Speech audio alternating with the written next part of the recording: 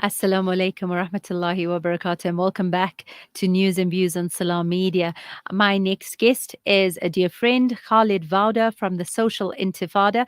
Khalid, assalamu alaikum and welcome to News and Views. Walaikum salam wa rahmatullah. Jazakallah khair for having me. A long overdue conversation, Khalid. You've been very active on the social media front. You've been very active on the Palestinian front. We're seeing your name and the organization's name coming up more and more. Tell us a little bit more about the Social Intifada. Social Intifada was formed around November last year, and to take advantage of the social media space to give a voice to amplify the voice of what's going on in Palestine, to take the struggle further and to fight on that digital front. That's one area that, there's been a change in terms of how the invasions into Gaza and the occupation of Palestine has been narrated over the years. And mainstream media has had a hold on that.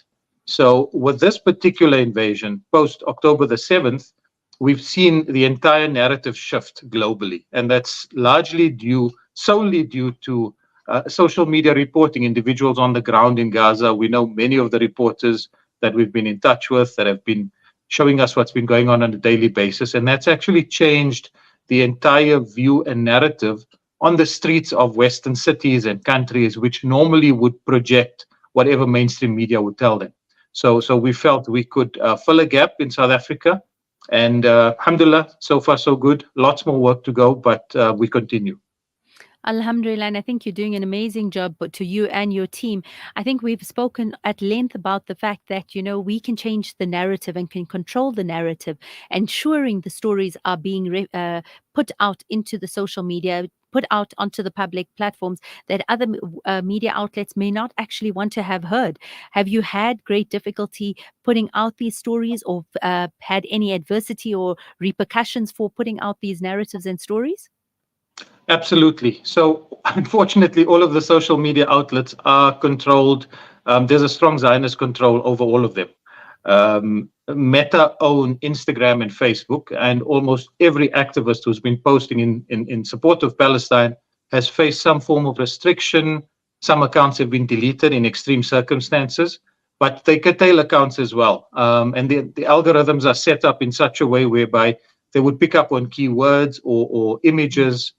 So a typical example would be when Hamas released those hostages and the exchanges between the hostages, which were broadcast around the world on major outlets like Al Jazeera.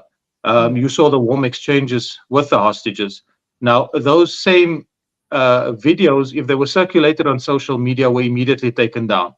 On the other hand, you've got the Israeli accounts, glorifying their I don't know how to put it, besides the genocide, but glorifying their soldiers, desecrating everything in Palestine, and that's been allowed on social media. So cases have been fought, some major accounts have been deleted, but alhamdulillah, I always say wherever there's a system, there's a way around it in a good way.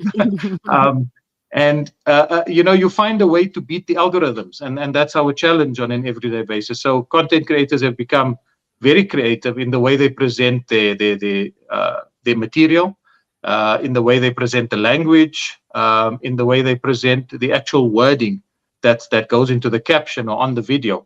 And alhamdulillah, it's still going out there, but that's the challenges we face. Absolutely. And I know the challenges never get less, especially when doing work like this. If anything, there's far more sleepless nights and a lot more challenges with every day that comes. Khalid, one of the things you have coming up, and I know there's always something happening on the Social Intifada pages, but one of the events coming up is a massive Iftaar. Tell us a little bit about that. Yes, so this is actually an exciting Iftaar that was being planned, and it's a collaboration with the Palestine Solidarity Alliance, the Youth League, Educators for Humanity, C150, as well as Social Intifada. Our spirit of Iftaar is now. I need to make a distinction here, because we know there's a famine in Gaza right now, and people are struggling for food. So contrary to what sometimes people might get the impression that it's a mass feeding frenzy and there's lots of food and lots of wastage. This is completely opposite to what's being planned. What's being planned here is more of a solidarity event to bring the community together. People from all walks of life, non-Muslims are most welcome to attend.